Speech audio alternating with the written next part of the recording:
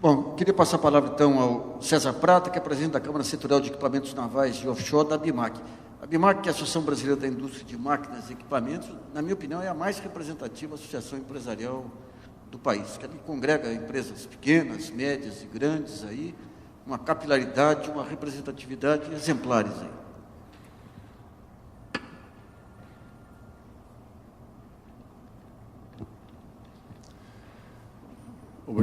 Obrigado, Nassif, pelo convite. Parabéns pelo 40º Fórum de Debates. Já conversaram bastante aqui, né? Eu queria apresentar rapidamente para vocês, são poucos painéis.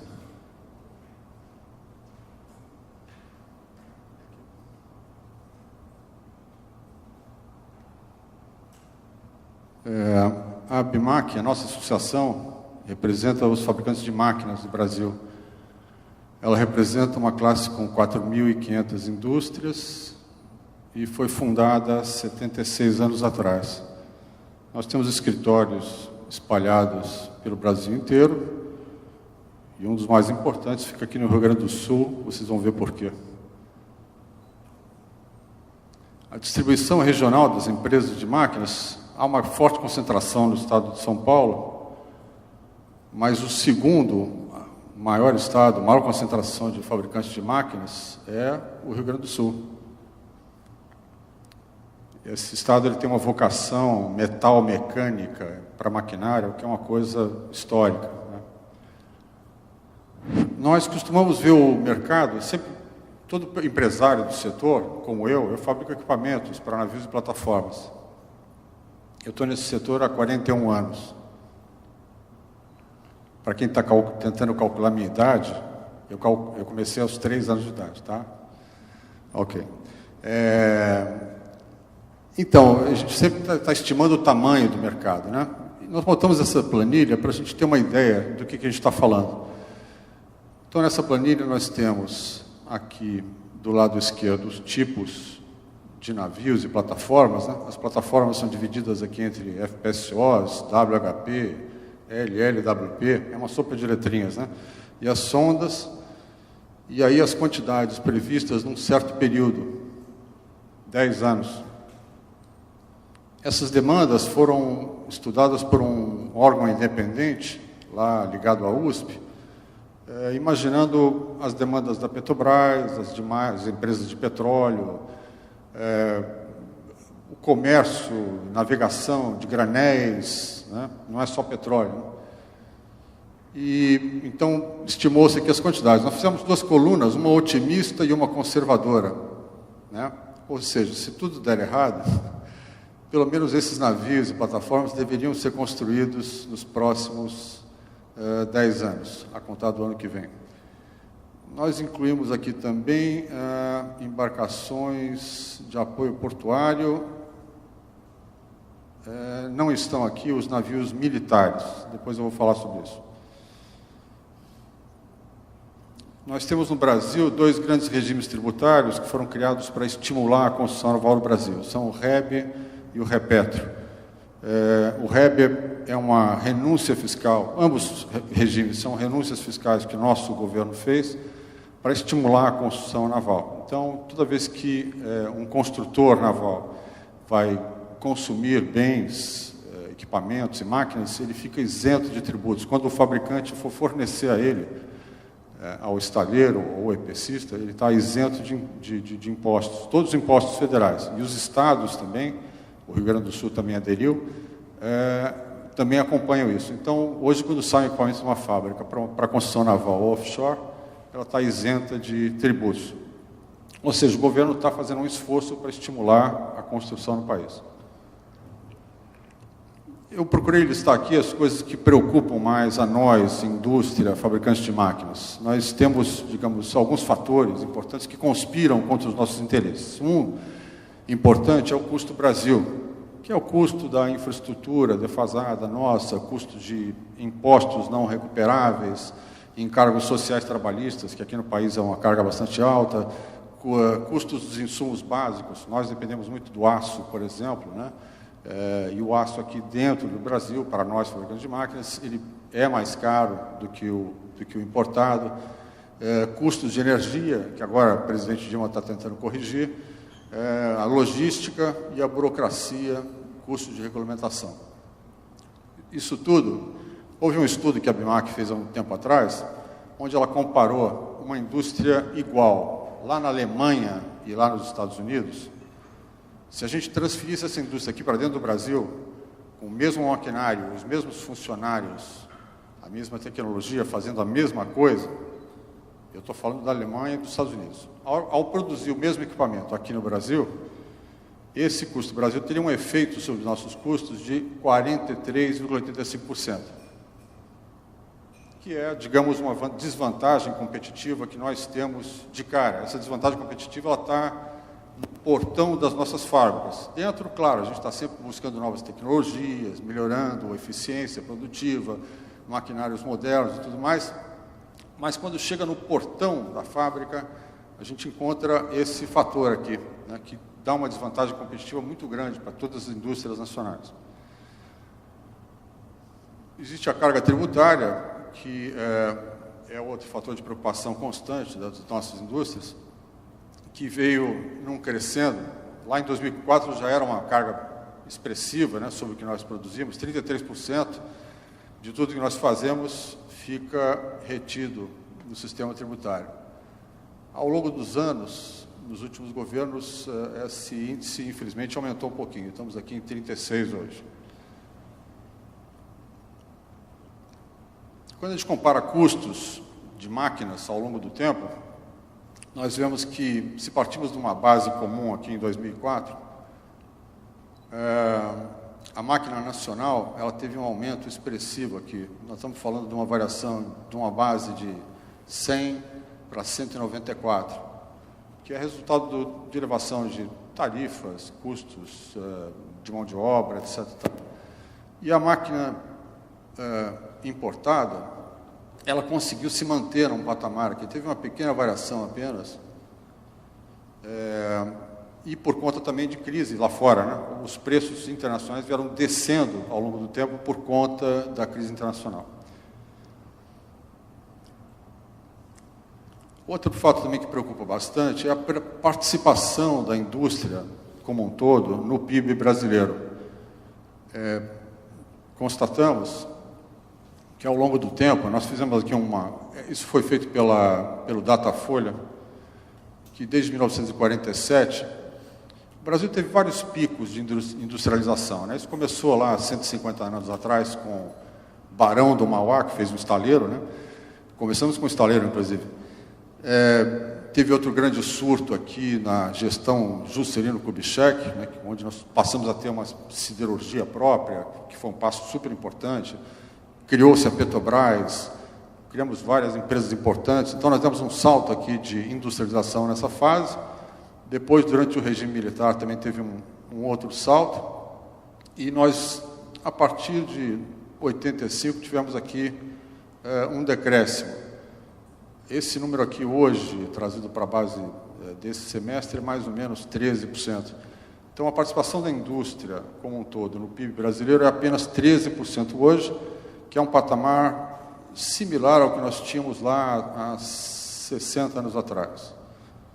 Isso, digamos, é o reflexo do quanto governos que se sucederam dão importância para essa atividade, né? Naturalmente, o ambiente que nós vivemos hoje, nós tivemos governos que foram, por exemplo, muito monetaristas, né?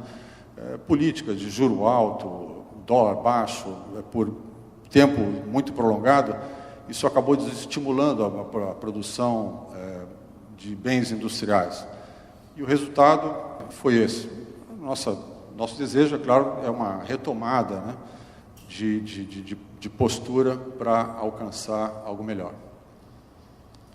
O câmbio também é um fator sempre preocupante, né, que tira a competitividade das indústrias brasileiras, né? Nós temos hoje a sensação de que tudo no Brasil é mais caro, né? A gente vê isso quando a gente vai lá para o exterior e paga uma conta de um restaurante em Paris e percebe que não foi tão caro quanto pagar um restaurante em São Paulo. Alguma coisa está errada, né?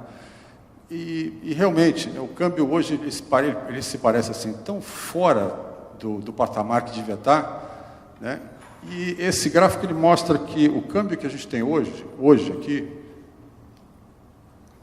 ele é o mesmo que nós tínhamos há 13 anos atrás. Só que de 13 anos atrás para cá, na minha fábrica, por exemplo, já teve 13 dissídios coletivos, 13 aumentos de tarifas. Então, o ambiente competitivo para as indústrias como um todo hoje no Brasil, essa é uma preocupação do ABIMAQ, né, representando as nossas 4.500 indústrias, é a falta de competitividade pelo ambiente criado, né, pela política econômica. O que eu queria dizer para vocês ainda, aproveitando, acho que eu tenho mais um minuto. O que preocupa hoje a gente, então, são política de câmbio, de juros. Houve também um problema de credibilidade criado recentemente.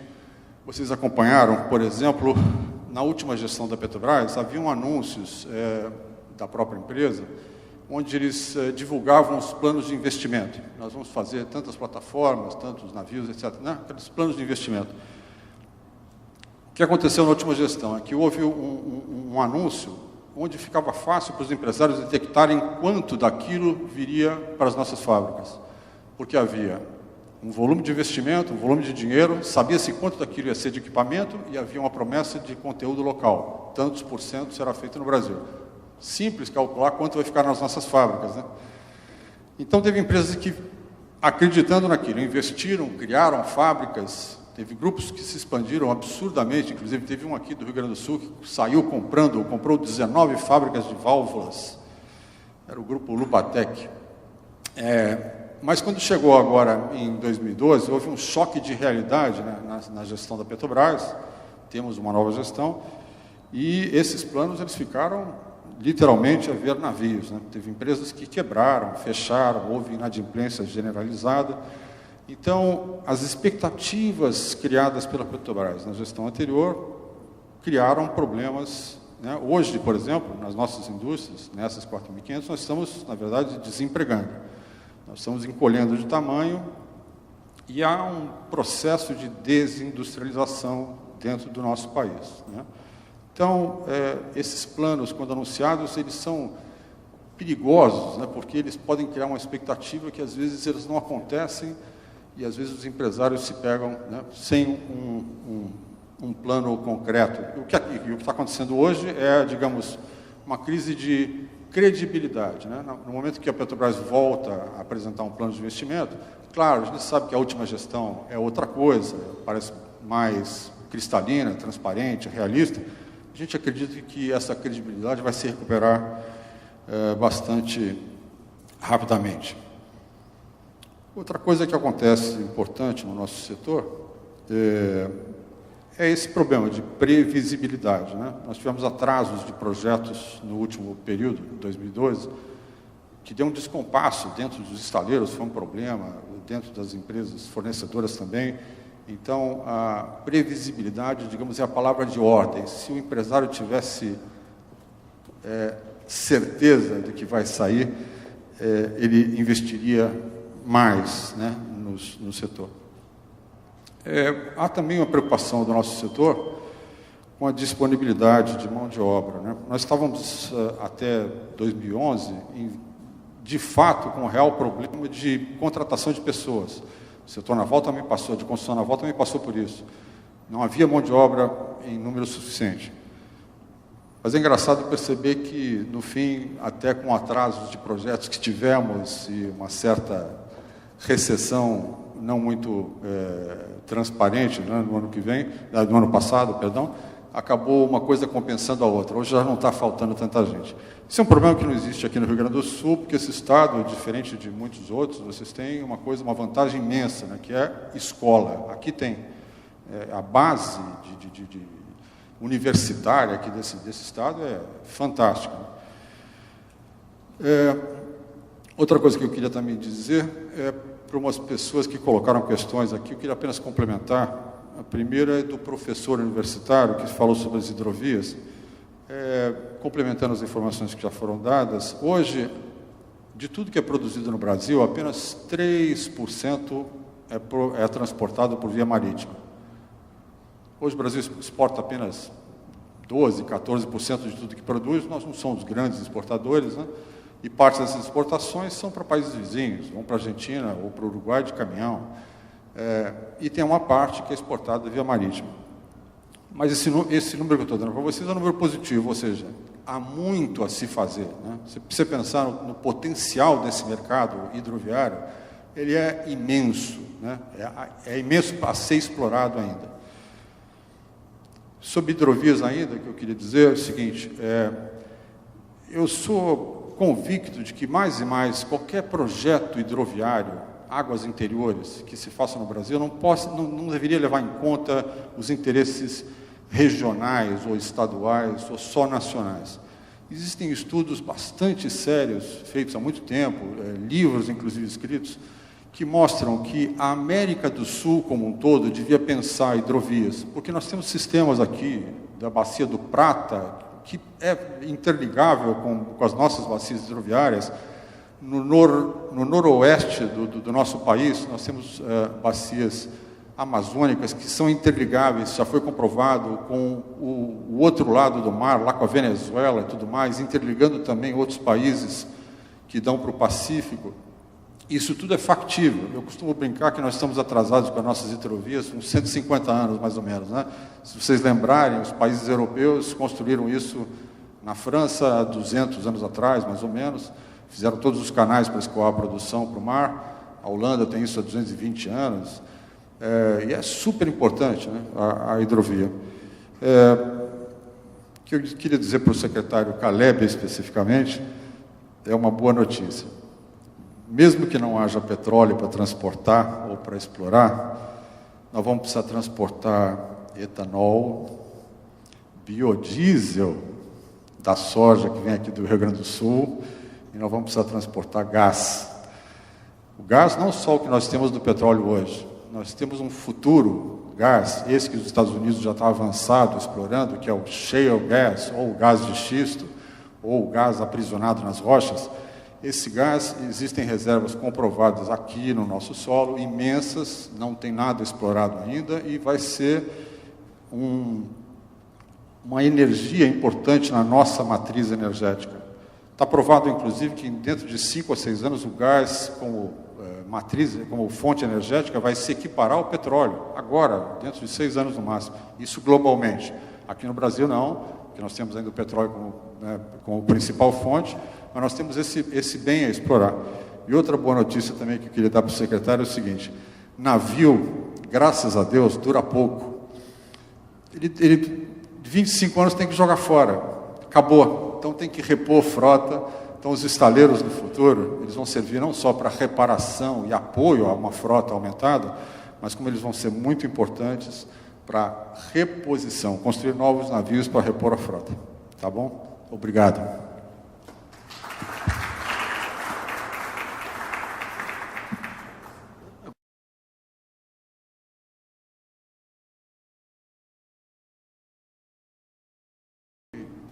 É aquele negócio, sempre que você tem um câmbio, crescimento do mercado de consumo, você cresce o mercado de consumo, cresce salário, cresce a renda estimula mais mercado de consumo, e daí você tem o primeiro movimento virtuoso aí para você dar um salto na economia.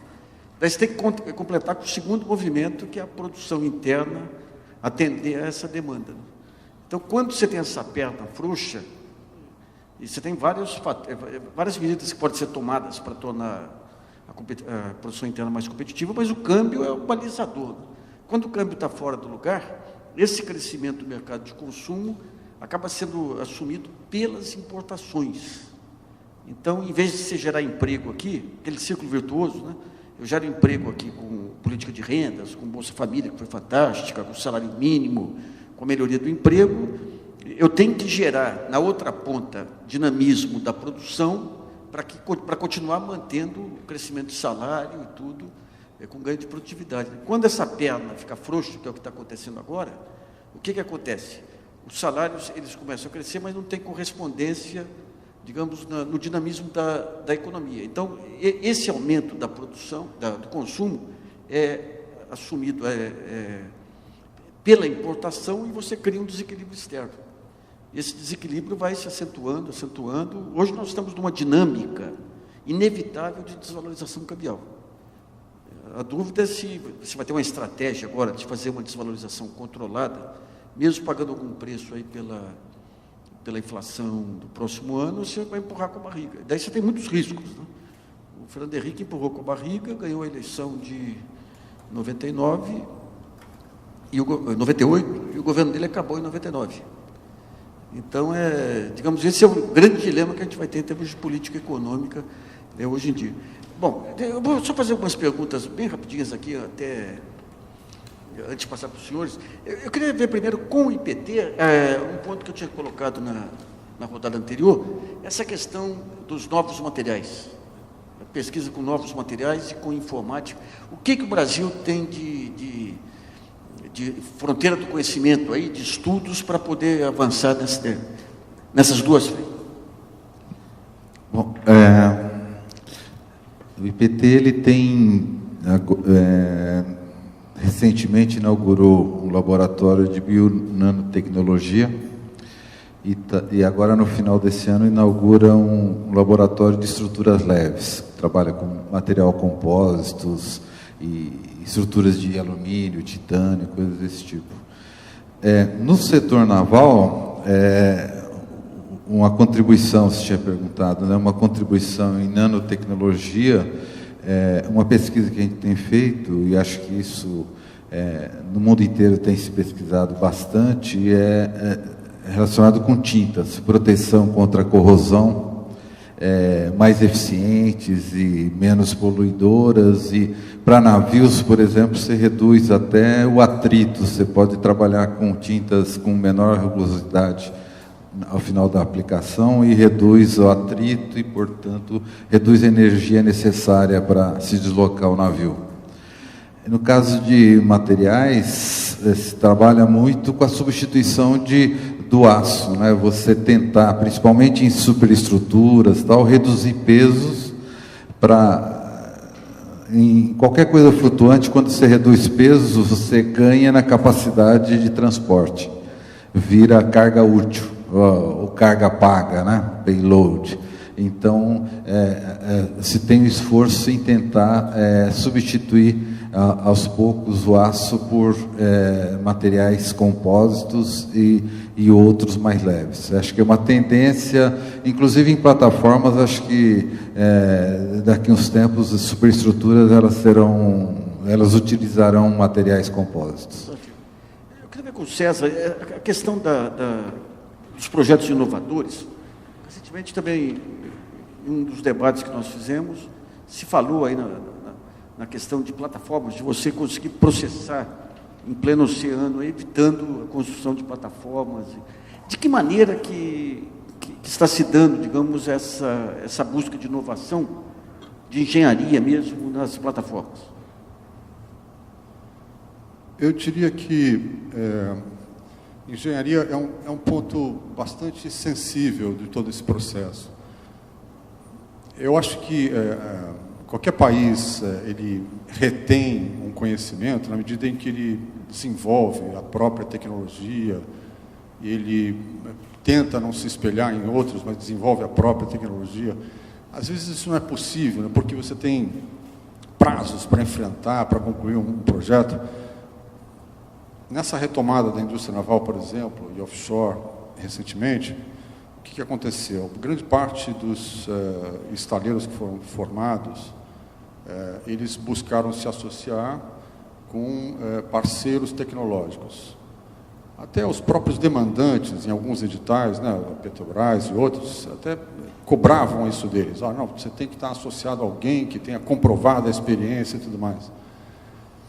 Às vezes não tem outro jeito, mas é uma pena a gente não ter a oportunidade e o tempo para prestigiar nesse momento o que é nosso. Se vocês pensarem no número de cabeças brilhantes que saem das universidades de engenharia aqui desse estado, né, do resto do país, sendo que é um país que tem uma tradição naval imensa, né, porque já fomos grandes construtores navais, quando sai um navio de um estaleiro brasileiro na década de 70, de 80, por exemplo, ele tinha 93% de conteúdo local. Era quase tudo feito aqui.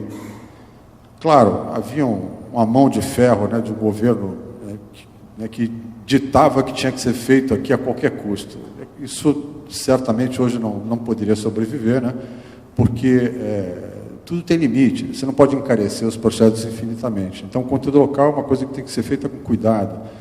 Mas a engenharia, o conhecimento, é uma coisa que a gente está percebendo que não está sendo valorizada nas novas contratações, às vezes por pressa, às vezes por excesso de zelo, que é a segurança de que tem um parceiro tecnológico vindo lá de fora, que tem uma experiência maior, mas nesse momento você perdeu a oportunidade de desenvolver a sua própria, né? Então, eu costumo brincar, viu, Nassif, que nesse momento parece que há uma espécie de síndrome do vira-latas. Você conhece? Aquela assim, não somos capazes. Tem que mandar alguém fazer porque nós não sabemos, não conseguiremos. Então tem uma síndrome assim que toma a todos nós nesse momento, que é uma barreira que tinha que ser vencida. Realmente, é um desejo nosso, assim, até que um dia, nos contratos editais, se exige ao contrário, que os projetos sejam obrigatoriamente feitos aqui, né? E tem você imagina só o que tem de conhecimento naval dentro de um IPT, aqui sentado, vocês não fazem ideia. Tanques de prova para simular ondas, testar perfis de casco, aqui também no Rio Grande do Sul, tem um monte de centros de pesquisa e tudo mais, mas às vezes a gente não consegue aproveitar todo esse valor de conhecimento que nós temos, né? Porque tem fatores como esses que eu mencionei, o tempo, não dá para errar a primeira vez, né? Por exemplo, seria, ao fazer um projeto novo, dizer assim, olha, eu vou fazer 100 barcos de apoio de plataformas. O primeiro eu vou fazer para dar errado. Claro, estamos aprendendo, ele vai dar errado, vai sair torto, eu vou corrigir, mas o segundo eu vou dominar a tecnologia 100%. Aí eu faço os outros 99%. Então, mas esse pensamento a gente não conseguiu ainda, digamos, vender dentro das esferas, né, demandantes, né, do governo, né? Nós temos sentimos muita falta de apoio do ministério que comanda a nossa atividade, que é o MDIC, né? A gente vê que ele age muito, né, quando tem demandas aí do setor automotivo, da linha branca, ele está sempre presente e tal, mas as nossas demandas aqui do nosso setor parece que são secundárias, né, quando a gente leva para lá. Um outro aspecto da autoestima, quando o Brasil supera a crise de 2008, conquista a Copa, fazer a Copa no Brasil e outros eventos que não têm significado econômico, hein? O pessoal acha que vai mudar a economia, não vai mudar. Mas a autoestima nacional naquele momento lá deu um salto monumental. Você tinha algumas pesquisas de opinião sobre o ser brasileiro, dá para mostrar algum outro cidadão, né? Feito com orgulho do Brasil, com orgulho do jeitinho. O jeitinho não era mais visto como malandragem, mas como flexibilidade, como característica, né? Agora, quando você tem uma mídia que diariamente, não tem uma notícia positiva. Não tem uma notícia positiva, né? Então, esse sentimento que está tudo errado, você mata de duas pontas. Primeiro, a crítica substantiva que tem que ser feita para aprimoramento, ela se dilui no meio das críticas irrelevantes. Então, hoje, o atual governo, você tem um monte de crítica importante que tem que ser feita, mas totalmente impermeável. Não aceita crítica porque, se o preço do tomate aumenta, a empresa diz que o Brasil vai acabar por causa do tomate. Então, não tem efeito mais. Você criou uma paralisia, digamos, na eficácia da crítica complicada, né? E essa questão de participação, de ouvir todas as pontas, ouvir sindicato, ouvir empresário, ouvir movimento social, isso aí faz parte de um modelo político que é irreversível. Não dá para remar contra isso, né? Infelizmente, nós estamos vendo muito fechamento de discussão. Você tem projetos que saem sem uma consulta na ponta ao cliente. Daí sai, não dá certo, volta, refaz, tudo na base da vontade, né? Não dá, sabe? Então você tem muitos caminhos aí que tem que avançar aí para esse debate público aí ser um debate substantivo mesmo, aí, que traga contribuições e que crie governos permeáveis, digamos, aos inputs que vêm aí da sociedade civil, né? Dos sindicatos, das associações, das empresariais, das ONGs, né? Bom, eu vou passar a palavra. As pessoas têm uma... Primeiramente, agradecer aí, estou realmente bastante impressionado pelo debate nessa hora de ser sindicalista, tu tem a parte boa, porque tu consegue enxergar sempre os dois lados, né? Estar presente nesse tipo de fórum e debate, que tu consegue ganhar conhecimento, e ter o chão da fábrica, que é o que realmente faz a coisa, faz tudo isso acontecer. Acho que nada sai se não existir o chão da fábrica. No sentido da engenharia, estava falando, vou colocar o Sul lá, a FURG, como uma questão. Exemplo, lá nos anos 70 tinha a engenharia naval, lá na FURG. E aí, com o setor naval acabou, quem iria fazer a engenharia naval foi passado para a engenharia mecânica, porque não teria mais sentido ser engenheiro naval. Para vocês terem uma ideia, uma cidade de 210 mil habitantes tem um engenheiro naval. Um, na cidade de Rio Grande. E aí, volta o setor naval. E aí a FURG abre as inscrições da engenharia naval. Fica aquela felicidade, né? Hoje o engenheiro lá vai ter que dividir com todo mundo lá, só ele é o dono da engenharia naval. Aí o que acontece? Abre um curso da engenharia naval, manhã, tarde e noite. Aí eu te pergunto, qual é o trabalhador comum ou filho de um trabalhador de fábrica que vai fazer o curso de engenharia naval? Nenhum. Como ele vai conseguir fazer?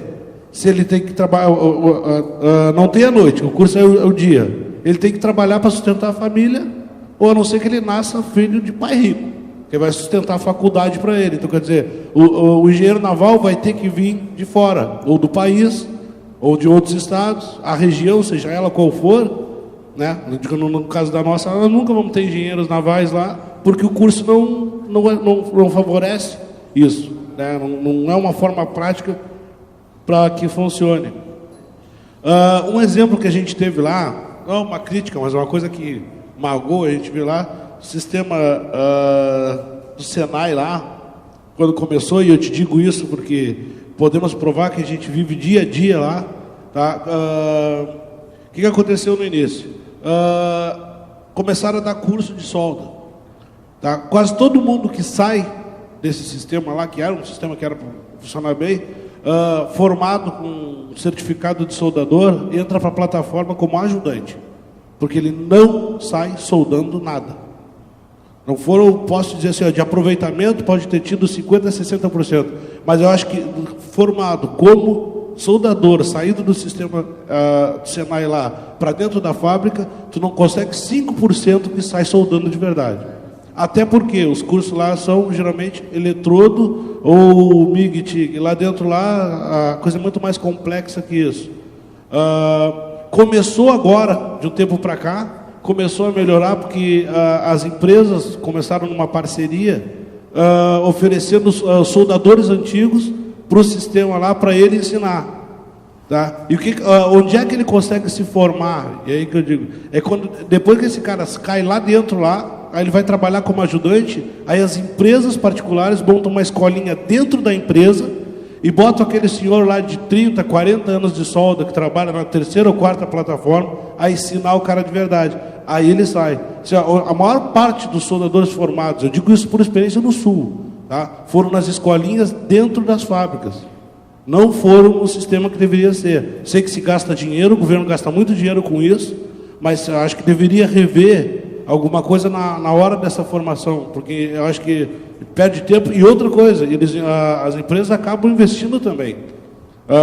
Tem pessoas que pagam, né, 3.500, 4.000 reais, que chega a ser o curso de solda, há incentivo do governo, em cima do que ele paga, ainda há incentivo do governo, e o sistema do Senai recebe também das empresas material, insumo, para dar o curso para esse cara, e ele, quando chega lá, na maioria das vezes, ele chega como ajudante. Isso acaba frustrando, né, e não desenvolvendo bem, que seria também um dos propósitos do governo, no mercado local, colocar e formar a mão de obra local. Né? Algumas análises dizem o seguinte: às vezes, com 2 anos, você podia criar um tipo de especialização que já podia estar no mercado. Mas você, às vezes, você faz 4 anos dentro de um currículo inflexível, e aparentemente eu acho que tenho a impressão que nesses meses agora o IPT está discutindo essa questão para a reformulação dos cursos de engenharia. Né? Você tem alguma informação que você pudesse... A Poli, desculpe, não, PT não, a Poli. Você tem alguma informação sobre...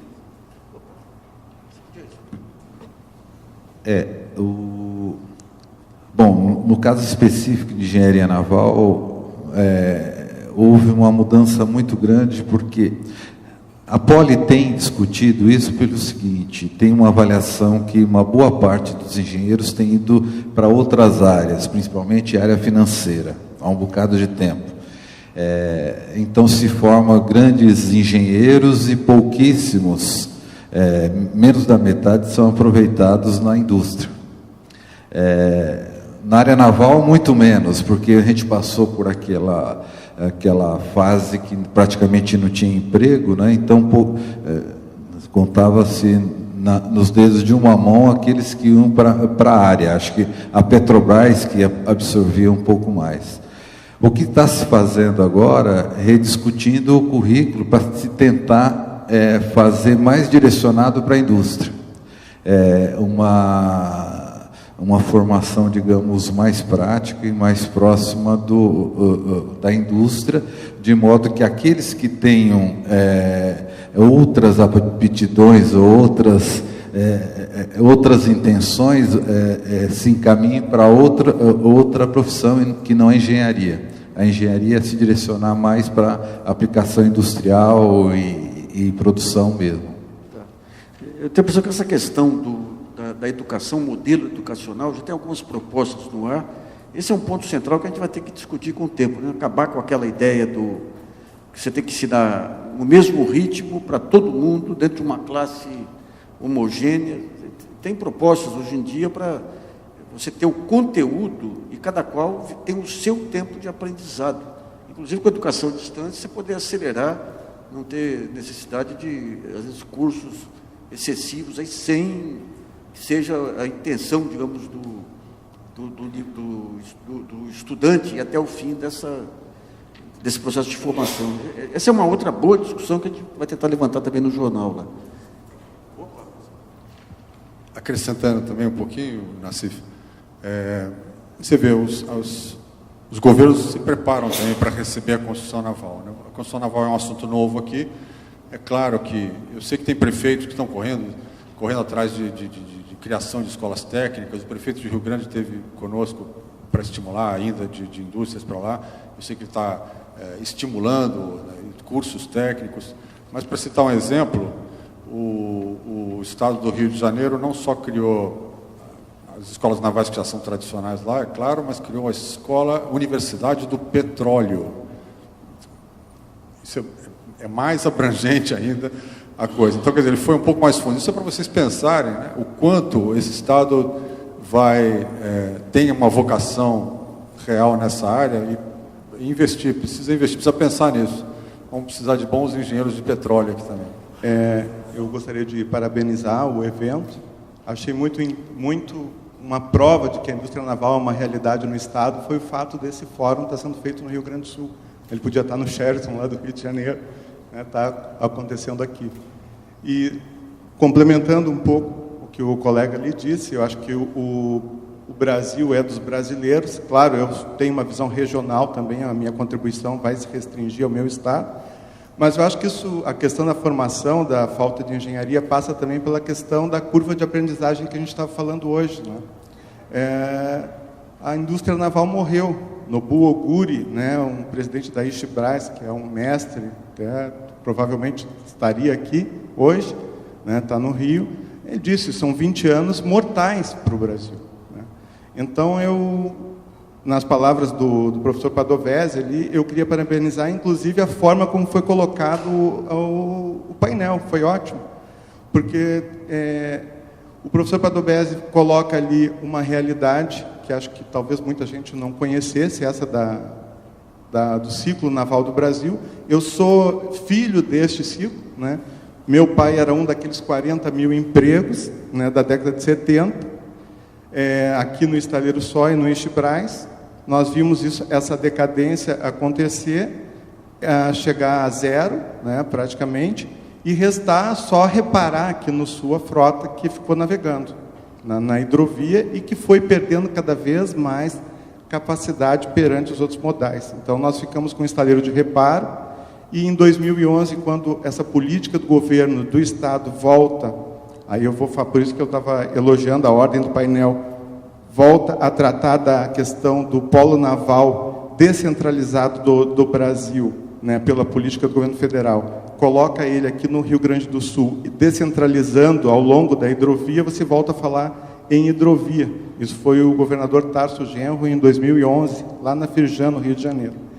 Então, há um olhar novamente para a nossa hidrovia. Depois chega o Obelar, falando sobre os investimentos em infraestrutura do Estado para essa hidrovia, né? E alguns investimentos, inclusive, nacionais, porque a hidrovia Brasil-Uruguai hoje é uma realidade que já deve estar se consolidando em 2014, né? Pelo menos é o que o plano tem, 217 milhões já do PAC 2 para já alocados para essa questão da hidrovia aqui no Rio Grande do Sul.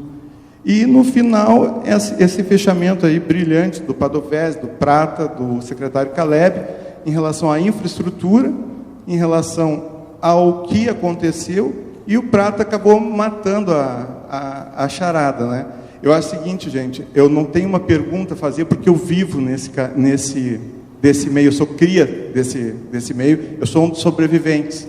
A minha mão de obra tem 40 anos lá de mão de obra, os cabelinhos brancos são os que ensinam os soldadores lá do meu estaleiro. Tá? Mas eu penso o seguinte, o Padovese colocou muito bem, a Petrobras fez no Brasil, acho que um momento muito mais político do que de negócios. O Brasil, sem dúvida nenhuma, a indústria naval retomou em cima do investimento do óleo e gás. Se isso não acontecesse, se o pré-sal não tivesse a 300 quilômetros da costa, a gente continuaria tirando petróleo da terra, e isso não ia acontecer. Isso desperta a indústria naval. O que eu queria, até peço desculpa se é simplório o raciocínio, mas isso está batendo aqui em mim, eu não vou deixar de falar. A Petrobras tem que está sendo vista, muito pelo leigo, pelo público, pelo noticiário, como a salvação. Nossa, tudo está alicerçado em cima do óleo e gás. Eu acho o seguinte, a Petrobras é uma oportunidade única para a navegação. E aí, como o Sinaval aqui, o Léo colocou, o Nassif fez a pergunta, puxa, sempre fala em navegação. Gente, navegar é muito mais do que carregar óleo, né? Navegar é levar mercadoria. Nos anos 70, nós tínhamos 93% de conteúdo nacional, porque o modal de navegação que existia aqui, no Estaleiro Sol, onde eu me criei assistindo os lançamentos de navio, tanto para hidrovia quanto para fora do país, para a Grécia, era navios mercantes. E a indústria naval tem que aproveitar este momento e deixar de olhar, ao meu ver, um pouquinho só para o petróleo, para o óleo e gás. Eu tenho uma frase que eu uso, dizer, nós temos muito gás para ser só petróleo. Quando eu digo muito gás, é energia. Nós temos uma das maiores hidrovias do país, que pode ser ligada, como o Prata colocou, o Mercosul pode ser unido, a América do Sul pode ser unida por hidrovia. Eu acho que a gente tem que pensar em indústria naval e em navegação. Então, a Petrobras nos deu esse impulso. Agora, cabe a nós, através do modal do estudo que o secretário Caleb colocou, né, que eu achei muito interessante, o PELT, né, quero ir mais sobre isso, que o Brasil descubra que a hidrovia é a forma de se carregar, não só petróleo, mas os grãos, a terceira maior super safra da história. Gente, tem arroz aqui para carregar pela hidrovia, que não tem rodovia que chegue, não é mais nem questão de competitividade de modal, é questão de necessidade de crescimento do Estado, né? Temos a hidrovia aí, Uruguai-Brasil, que aí, desculpe se tem algum Uruguai aqui, tem que fazer a piada, não dá. Nós estamos prestes a decretar a dependência do Uruguai do Porto de Buenos Aires e a dependência total dele do Porto de Rio Grande para exportar e importar através de 17 quilômetros de dragagem do canal de São Gonçalo e Sangrador. Então é o seguinte, a Petrobras é a nossa alavancador, mas acho que a gente tem que usar ela como uma isca para pensar a hidrovia como forma de escoar a nossa economia. Isso vai garantir que esse não seja mais um episódio. Meu pai disse isso para mim, filho, eu já vi esse filme e só mudaram os efeitos especiais. Eu falei, não, acho que a gente aprendeu a lição, acho que a gente tem que usar esse momento da indústria naval para repensar a hidrovia e garantir a economia. Então, enfim, queria agradecer muito a presença dos dos nossos expositores, a presença dos senhores. Acho que temos aí um belíssimo conteúdo para editar depois, decupar e transformar aí em temas de discussão e bandeiras também de luta aí para completar essa caminhada aí pela industrialização brasileira. Muito obrigado, e dou por encerrado esse evento, então.